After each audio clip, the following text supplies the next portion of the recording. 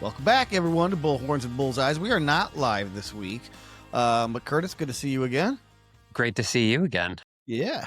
Hey, I was just thinking the other day, because you and I brought it up on a call. Do you remember the days when you and I both had employees and teams to manage and Yeah. people to recruit and all of the fun stuff that went along with being an actual employer? That was the hardest part of my job. Mm-hmm. So I think we were roughly both about the same agency size wise. I think we had 22 employees in our agency at its height. How many did you have? When I was there, at our height was 27. I think Okay.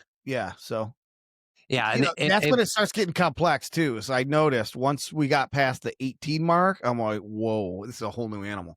well, it was fun and games in the beginning. And I sort of enjoyed it. And related to the conversation we're going to have today, I actually had a little bit of a background in HR. So my That's right. sister, when she got out of college, she worked for a company called Manpower. And I think most people here in Michigan probably know of Kelly Services because I think Kelly's headquartered here in Troy, if I'm not mistaken, or they've got a big office in Troy. But so Manpower is a competitor in that space. And I got a job through my sister working at a Manpower, interviewing and hiring factory workers at the age of 19. Wow. So I learned interviewing skills and different things like that. And, the hiring process, onboarding employees, training employees. And then my sister went over to a company called Adecco. All right. And at Adecco, she was part of their Adecco technical. They had a division that hired tech people. And she got me a job then at Adecco. And then I was helping recruit in California. So I lived in California for a short period of time, recruiting for various employers in the Berkeley area. And my sister's still in that world. She's the vice president of talent acquisition for a large employer in the state of California. And so when I was at the agency, getting back to the agency, I had my sister as kind of a mentor as well as my experience. So I volunteered, which was my mistake, at this small little agency to do the hiring. Unfortunately, that also means the firing and the orientations and the employee manuals and the training and the benefits and, the conversations about pay raises and time Like, off. you're giving And me PTSD now. Hold on. Fast forward to the part where we bring in the guest. right. Right. So, yeah. But the fun of it, there was fun in it. And the fun of it was, I think, on the recruiting side and a conversation I think we want to have today is on this term employer branding, which is, I think, so I learned Simon Sinek around that time, Tom, which is a big part of our methodology and the why, how, what. And that, from what I understood, was knowing your why so you could communicate your why to an ideal audience that you wanted to be employees because you wanted them to share in that vision. Right. So, And that was the fun part that I took away too, is I loved the idea of building a magnetic culture that people would be tripping over themselves to get in the door, and again, it probably goes back to my roots as not being a salesperson, so like not being a good recruiter. But if I felt like if I could build this really attractive place where it was obvious why people would want to be there, then the right people would want to be there. And I think that's part of what employer branding is, but it's not in entirety. So I'm curious to bring on our expert who could tell us what it is, how you do it well, and what employers are missing out if they're not taking this approach. yeah, so we're going to introduce Nolan Reiter and to bring this story sort of full circle. It's about a year ago. We're getting close to. So my sister, who's still in talent acquisition, sends me a text and says, "I want to introduce you to somebody." I said, "Okay, great." My sister usually doesn't throw me referrals. It's like this is interesting. Though she has been a big influence in my career in a lot of ways, but. I say, yeah, love to meet this person. Tell me about him. And she says, well, I've got this person who has been working for me. He's going to start his own agency. I want to support him in that journey of building an agency. And since you've been doing this for the last 12 years and appears that you're somewhat successful in doing that, would you be willing to talk to him? And so I said, yes, of course.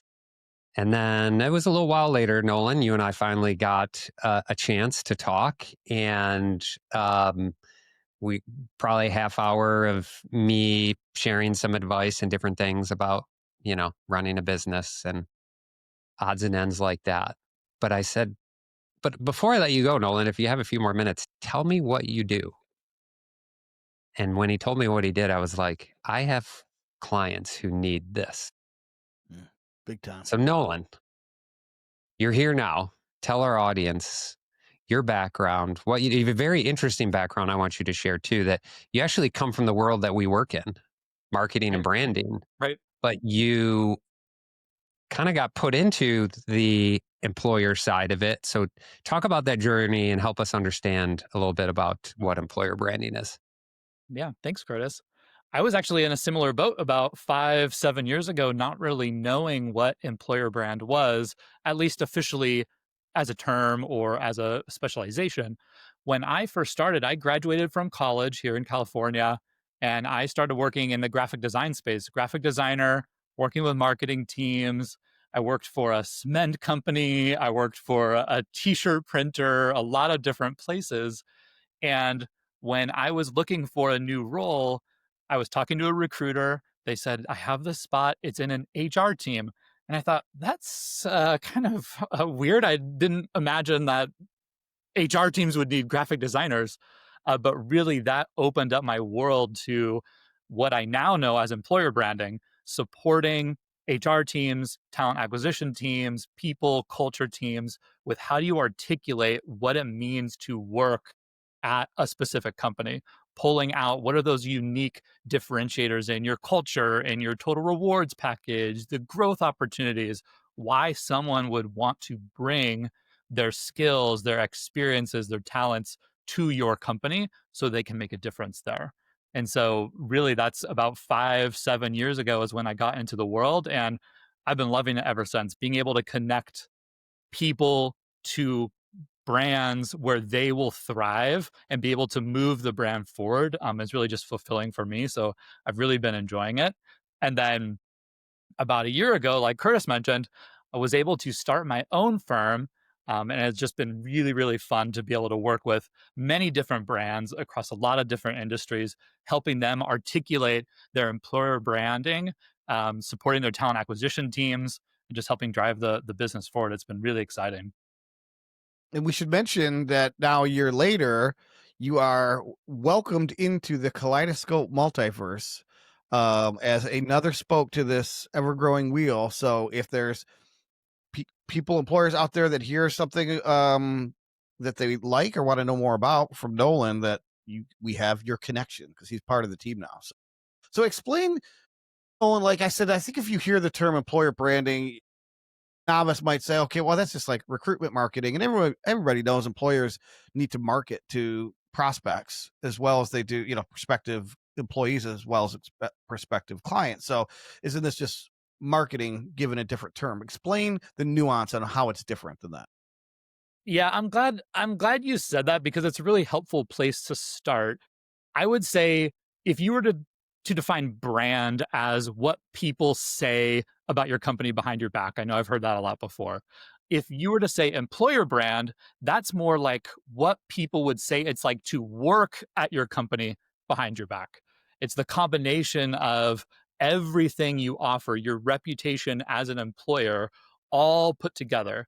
And it's how you communicate that along the entire candidate journey. So, from the job descriptions, the careers page, the interactions with a hiring manager, all the way through to your first day and beyond, really, that encompasses really the employer brand.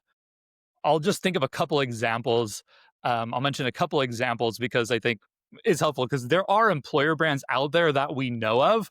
We're just maybe not thinking about them specifically as employer brands. So I'll think about SpaceX. We all know SpaceX, the expectation there, long hours, very demanding work, but the payoff is that you literally get to push the boundaries of what humans are capable of, where we go. I know their vision is to send humans to Mars. So when you articulate that to a candidate and you say very transparently, our goal is to send humans to Mars. It's a very lofty goal, but that means that we are all going to work really hard. You're going to work with the best of the best in order that we can get there. Now, that is a really strong employer brand because it's going to repel a lot of people. People who maybe do not want to put in long hours, they don't, want to go to Mars, they don't, whatever it is. But the people who it will attract are those people who have those big visions. They're willing, they're at a point in their lives, they want to put in that work to make that difference. And so I think that's just a really good example of a really prominent employer brand. Is that helpful? Very helpful, and especially the example you chose because that company couldn't be more clear nor audacious about their why, their mission, Right. right? It's Right. like so many this I think is where it starts, is that a lot of companies are unclear on their vision or they don't have one, or it's to make a buck. And so really they have to make up a vision and make up a culture, and it's not authentic. And if you don't do any of those things right, then you're going to obviously everything's going to fail on the execution side. But Curtis, you saw the value in this conversation. You wanted to bring him into the kaleidoscope fold, as I said, but you also have already made some introductions to clients, right? So, what were your early impressions, and what have those early returns been? Yeah, so we were already doing some form of recruitment marketing with some clients that needed help on the talent side, utilizing the skills that we have and what we're doing on the sales and marketing side. Facebook advertising, Google advertising. For a number of years, we've been managing campaigns for clients. What I realized eventually that we could do better on was where I think we struggled was on the positioning. And I see our customers struggling there. Mm-hmm. Yeah, well, we can pull the levers within these channels. We can certainly manage your budget and the CPCs, and we can track and do attribution. Hey, if you're spending money here versus Indeed versus Google and all these other places, what's our cost per acquisition on a new hire, on a new interviewer, on a new applicant? Like those same things that we would do for qualified lead or converted lead on the sales side. Actually, that was one of the things I showed Nolan in our first conversation was like, let me show you the spreadsheets that we do on this, on both the sales side and this, because it was like we were talking the same language. And so he understood the systems that we were using, and they translated to what he's been doing for my sister's company. And then I said, okay, I have clients who struggle. They struggle with no-show rates. So they get applicants that go through the process, but then they don't show up to an interview.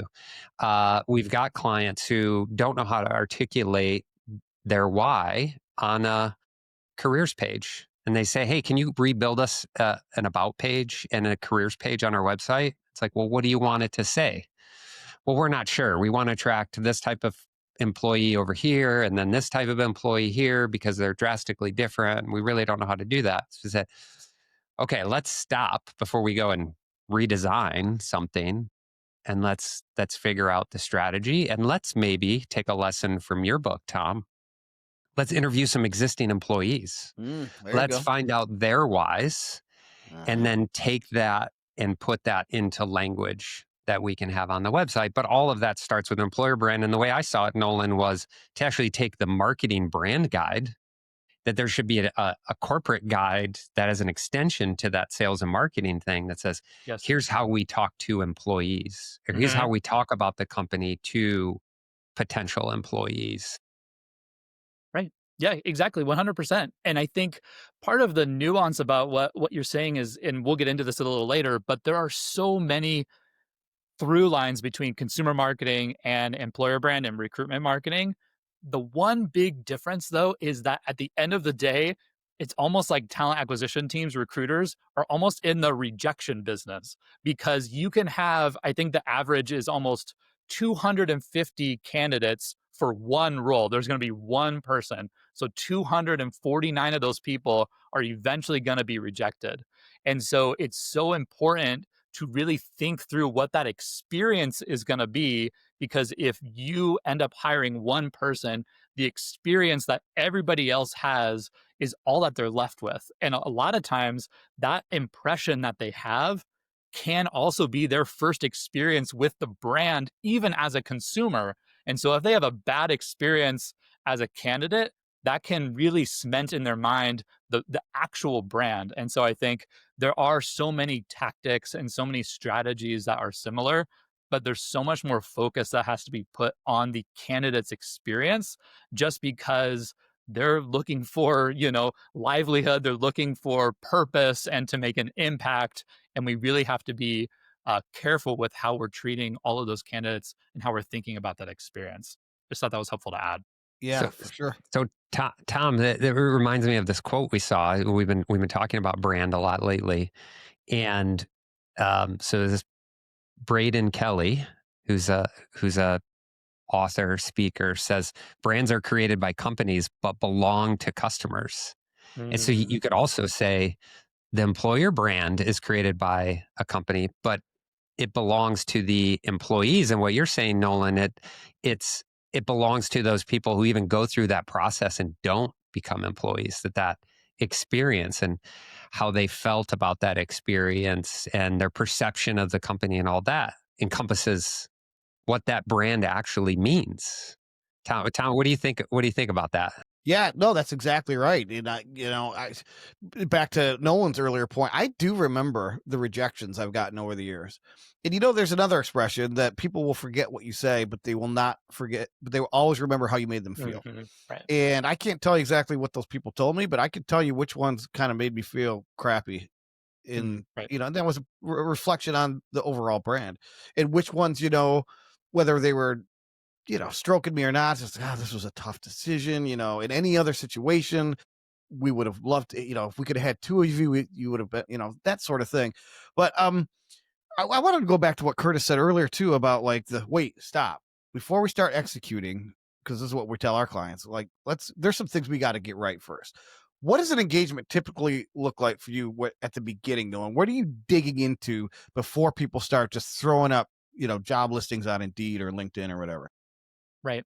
I think that's a great, I'm glad you said that, because Curtis and I have actually ran into this with a few of our clients where they'll come in asking for updates to their careers website, or updates to, we need to run more ads, or we need to do something that's more on the tactical side or on the recruitment marketing side. And what we Ad like to do, technology, that's a big one, no, isn't it, Nolan? Like there is so much technology out there today that they want to slap on technology to solve problems, which just increase cost and complexity of the process, but doesn't actually solve the root problem. So sorry, Yeah. go ahead, Nolan. no, But no, I no, mean, no. we're so used to speaking that language, Curtis, because the same thing happens on the customer acquisition side. That's right. Right. Just like start throwing out some lead magnets, and something's bound to happen, or so I've Right. read online. So I Right. believe. Anyways, Right. go ahead. Back to where you start, Kurt. No, Or no, Nolan. this is perfect, because I like to call it almost like technical debt. I like to call it recruitment debt, where over time, these sort of quick fix mentalities, or I'm just going to do this, they start to pile up. And then you end up with a really complicated, ineffective process for hiring, where your recruiters are asked to sort of talk about the culture one off. You're repeating processes one at a time. There's no systems, there's no automation, those types of things. But in order to get to that point, you really have to start at the beginning, which I know Tom and Curtis, you would both agree, starting with the discovery interviews with employees, starting with the messaging, getting those pillars. So that way, everything that comes from that is authentic and real. And we're not going to do any sort of bait and switch. We need to communicate the real challenges, the real payoffs up front. That way, when we do find those candidates, we can find better candidates, more qualified candidates who are going to move on to thrive there, because turnover costs are real, recruiter time is real. A lot of these things have real costs for the business. And so being able to identify the messaging first is usually the first step. From there, we do what I like to call a candidate journey audit. So we go through the candidate journey. What does it mean to set up an application to, what do the communications look like, the interview process.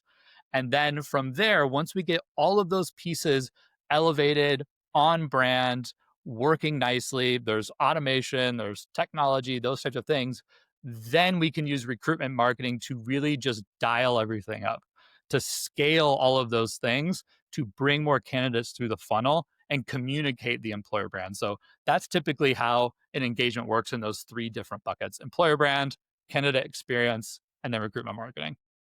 I love that because there is a pull through to our Cracker Barrel episode. Curtis is, I said the mistake often comes from the C-suite saying, "I want our brand to be X. I want to modernize our brand." Um, and I just got a message that Curtis has lost power, so he's coming back to join us. So what we talked about, Nolan, was this that I feel like that was a function of being aspirational about what you want your brand to be, as opposed to discovering what it truly authentic is and should be. Same thing I see happens all the time in employer. We're gonna create a mission statement, or we're gonna Mm, define our core values, and the leadership team sits in a boardroom somewhere and says, "What are our core values?" Oh, it's integrity, and it's all these things that they yes. want it to be. It's all aspirational, but they never go ask the team, like, "What's it like to live here?" Or, I'm sorry, "What's it Mm, like to work here?" right. Why did you choose this place? Why do you stay here? You've been here 25 years. Why have you stayed? Right? All of that stuff. So that you can authentically say, okay, leadership team, here's your culture. Here's your brand, right? Here's your story. You may want it to be this, and maybe we take some, steps to get you there. But today, as we stand here, this is it. And this is why people choose you, why they stay here, and why they, by the way, refer you to their friends.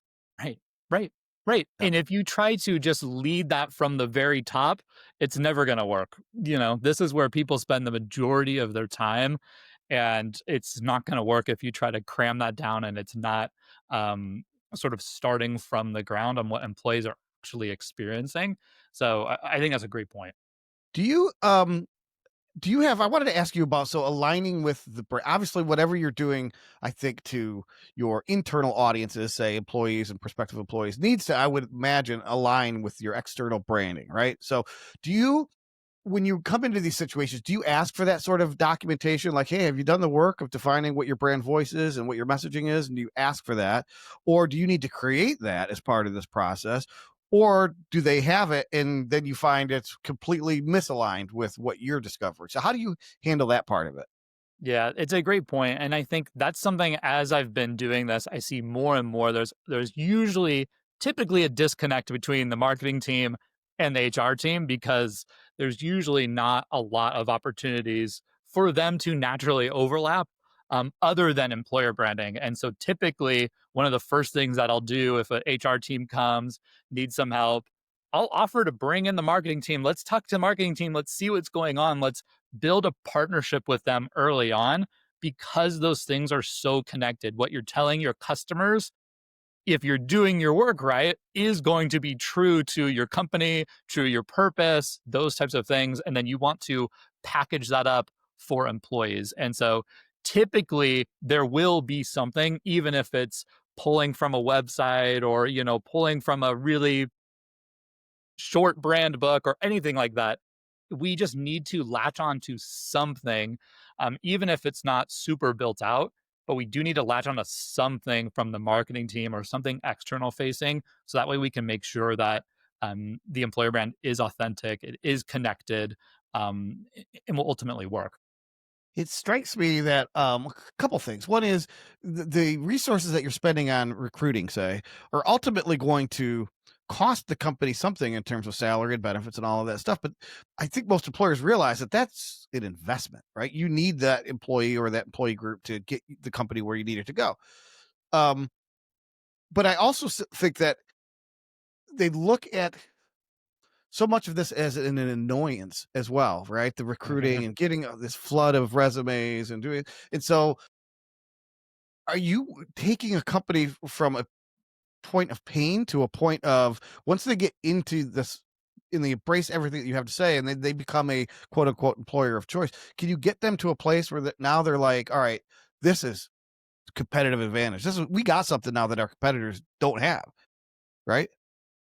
Right. And I think Yeah, I think that's the goal. Yes, exactly. Because a lot of times when I go through this exercise with companies, we'll redefine. There's one client I'm working with right now. We're redefining the mission, the vision, the values. And then when we move into the actual employer brand, what we're going to do is we're actually going to take a look at what are we offering employees in terms of benefits.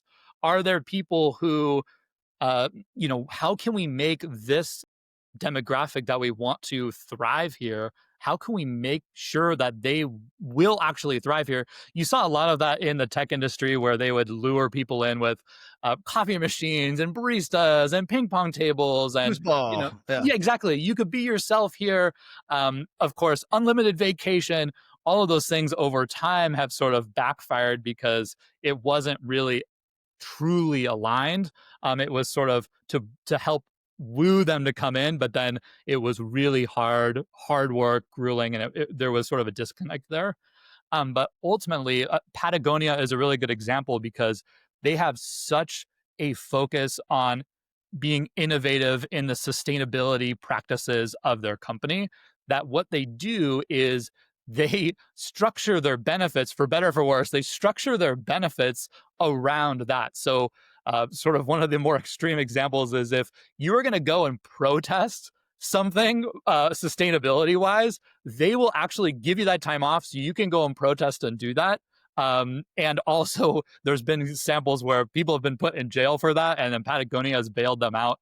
It's a really, uh, I think, poignant example of how people who thrive in that type of environment, Patagonia has structured those benefits to meet those people specifically and offer them something really unique that aligns with their own personal values.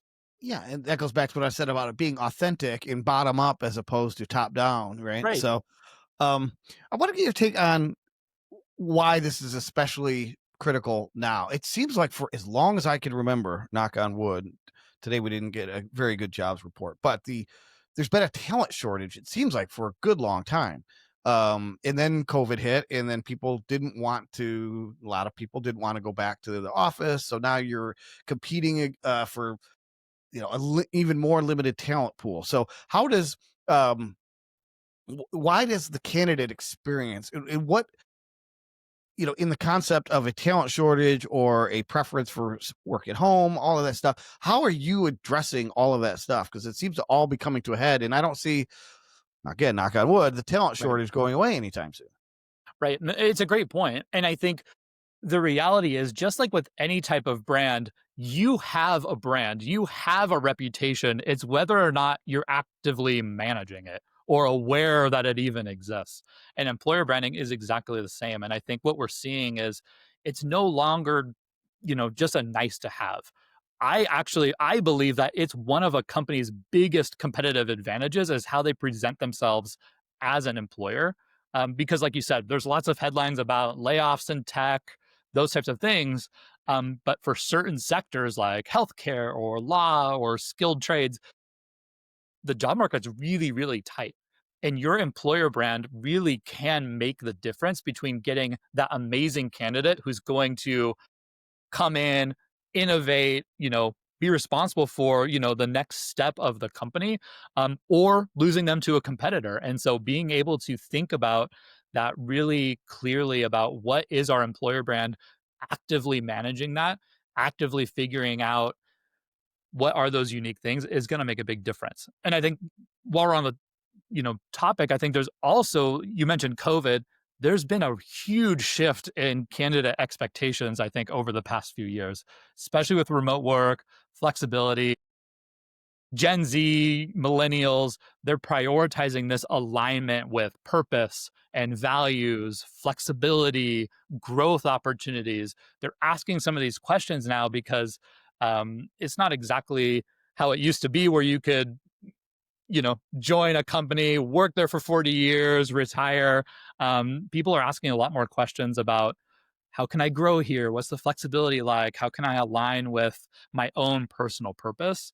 And so we need to think about those things and design the candidate experience that matches the expectations that candidates have.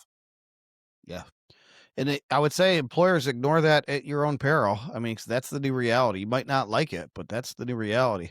We should welcome back Curtis to the podcast. We should mention that to listeners outside of Michigan, we are currently recording during this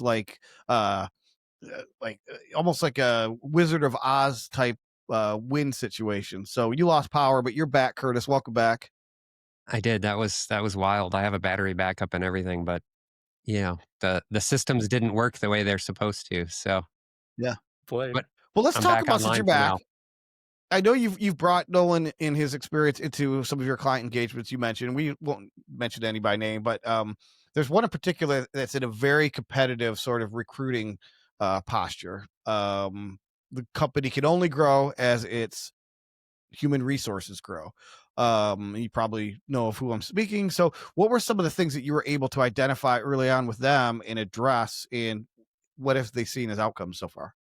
Yeah, what's interesting is actually both companies that we're working with right now have that issue where they are dependent on the employees for growth. They're service based companies, and the the bigger issues right now are on the talent acquisition side of um, finding the right employees, finding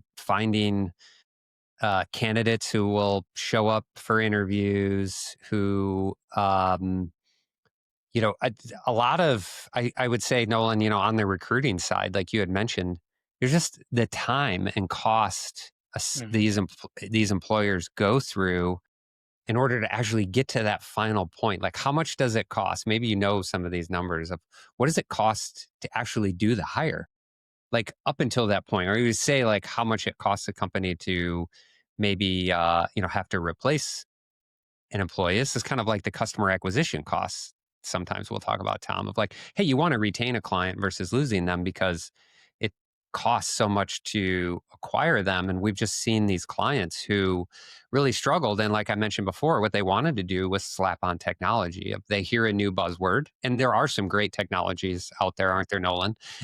But we're sort of in that like space in the HR world, similar to where we were 10 years ago on the sales and marketing side with the CRM, the boom of the CRM. Now we have these talent acquisition platforms and these recruiting software platforms that are going to magically solve your problems. But at the end of the day, if you don't have your process down, it isn't going to solve anything, right? You're just adding cost without actually fixing the problem. Just like a HubSpot isn't going to solve your sales problems, especially if the sales and marketing team aren't actually entering any information into it, which is a problem we frequently seen.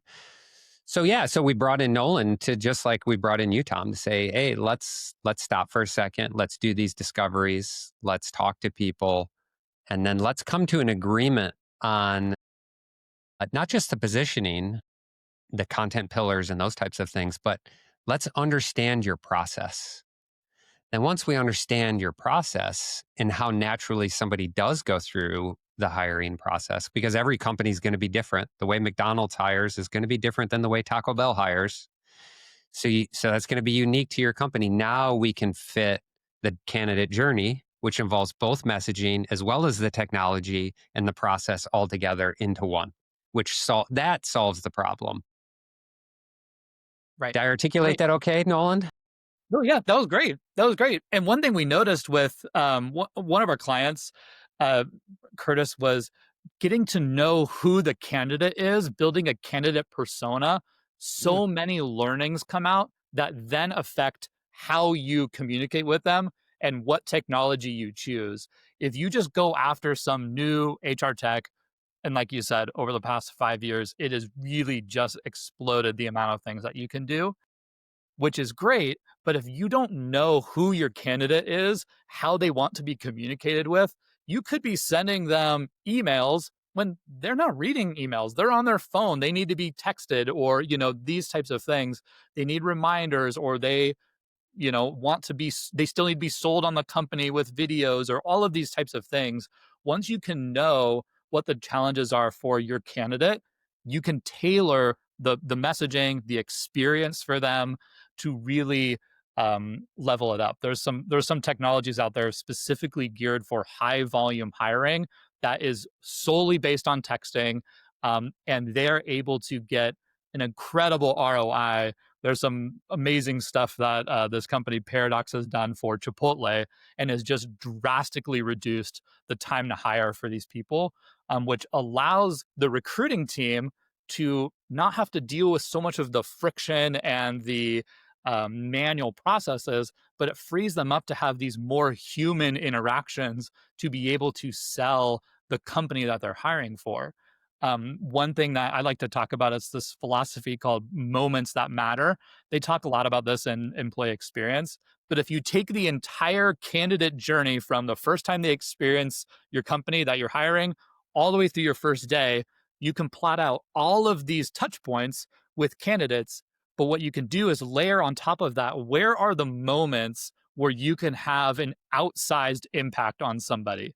And if you're able to say, okay, the moment when a recruiter can call the candidate and say that they got the job, like that is a huge life moment for the candidate. And if you're able to create delight or create surprise or create something really special, you can create engagement, trust, and just really ensure that when they hit the ground running on day one, they are bought into the company. They are ready to make a difference because you took the time at these little moments to really go above and beyond.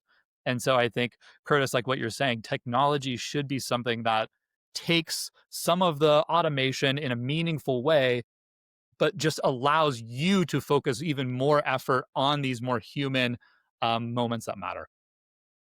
Amazing how much everything you do does align with so much of what we do, Curtis. So you're creating an ideal client or candidate persona, right? We have ideal customer personas, right? So, and then something else you just mentioned resonate is there's a theory or a concept in the marketing world called peak end theory about customer experience, and that is that the two things that people will remember from any journey is the moment at which their emotions peaked Mm, and then the last emotion that they experienced at the end. And so what you just described is that peak is when they've got the job, right? right, But right, then the end is going to be, I'm going to send you a bunch of paperwork.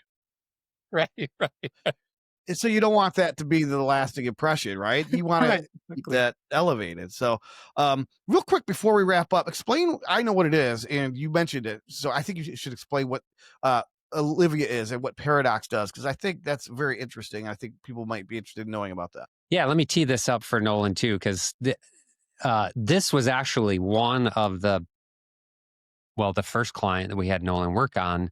They came to us with this specific problem of no shows and the time it took for recruiters to work through scheduling. And they heard the name Paradox and said, "Hey, there's this tool that could solve our problem, Paradox. We're going to get it." Mm, But Paradox it's not cheap. And so we said, yeah, it probably could solve this problem. We've actually have other clients who have implemented it and we've seen it work and they swear by it. But before we do that, you're going to need to do this process anyway. Let's understand your process first. And so I had asked Nolan, he said, "Yep, we interviewed it interviewed it. We implemented it at the company we're currently at. And we've had great success with it. Um, Olivia is the AI part of Paradox. But what I get excited, I know most people hear AI and it's like, oh no, this is like a bot. But mhm. Olivia is actually pretty cool, isn't it, Nolan? And how you can actually personalize the AI system to your brand within Paradox. Tell us about Yeah, that.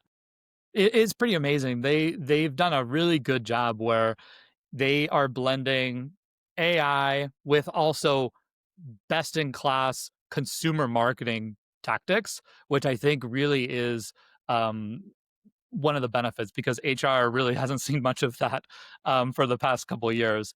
And so, what they're able to do is you can take this persona that helps guide you through the application process, and it takes the form of a sort of a chatbot on your site, but it's so much more than that. You can develop this persona to align with your brand. Maybe it's named after the founder or named after, a mascot, whatever it is.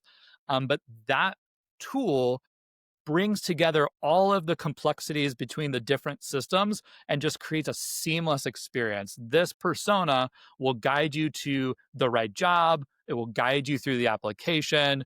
It will schedule the interviews for you. It'll send you confirmation emails. And it takes this really complicated system and it just brings it through one interface, one persona that just guides you through. And I've done it both as a candidate as well as an implementer. And it is a really, really seamless process that makes a big difference because I'm sure we've all heard stories of interview, applications that are, 20 questions long. They take 2 hours to fill out, and then you don't hear from anybody, and you're hearing from different people.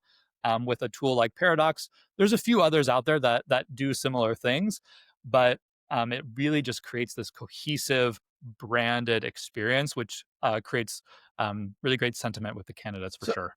and then Olivia's like an AI agent that does what, pre-screening interviews and stuff. So you're focused only on those that get through a certain part. Is that right?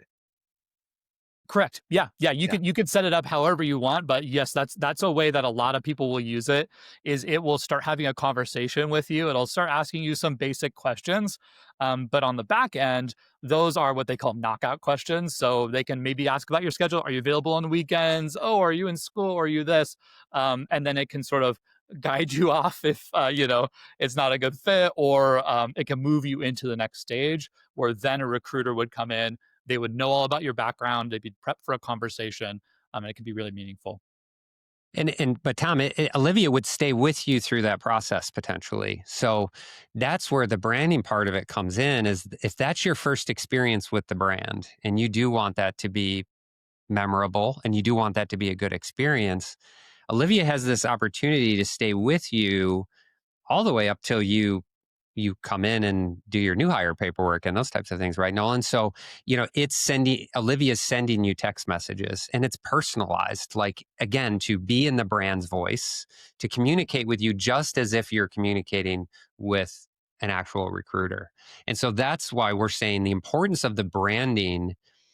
You have to do that in order to be able to utilize these technologies, because essentially if you don't, you have a vanilla brand, or you have Olivia that is saying and doing things that don't align to who you are, right? You can't, even though Chipotle's had success with Paradox, doesn't necessarily mean you can take Chipotle's process, slap it onto what you're Yeah. doing, and see the exact same success. Just like I said, the hiring process at McDonald's is going to be different than the hiring process at Taco Bell. They have two different brands that likely internally have different whys potentially, right? So certainly a Chipotle is different than, a Taco Bell, just purely Right. Mexican food, right?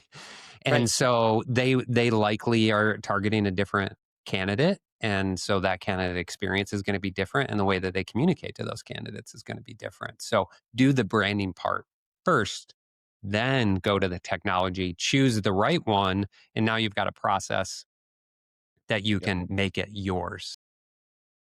And that's my big takeaway as we wrap up is, I think, as is often the case, I think, Curtis, technology and tactics will ultimately be what solves the problem, but they can't come before the truth.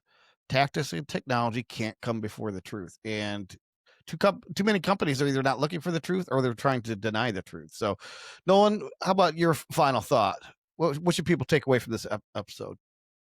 Yeah, I would love people to take away that employer brand really is not a nice to have anymore. It's a core part of your differentiation as a company, and we can't overlook that because there's going to be candidates who are coming in getting first impressions with your brand, and I would just ask anyone who is thinking about this, just do a quick audit. I mean, something really easy as asking a few recent hires or your recruiting team, what is the challenging part about working here, but what makes it worth it? I think that'll uncover some really great insights that then you can use as the foundation for your messaging.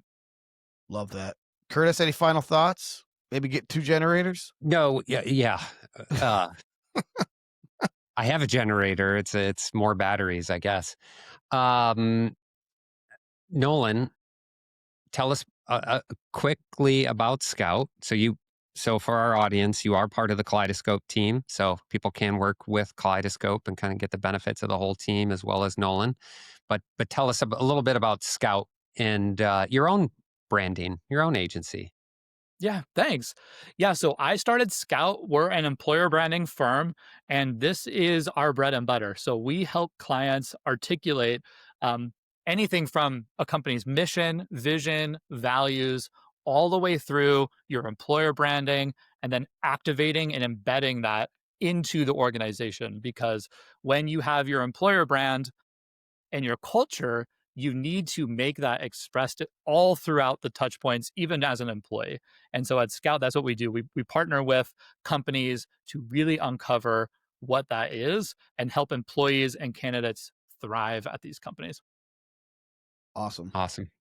Well, we'll link to that in the show notes. We'll link to your LinkedIn in the show notes. And I found out one bonus takeaway that I'm going to leave listeners with.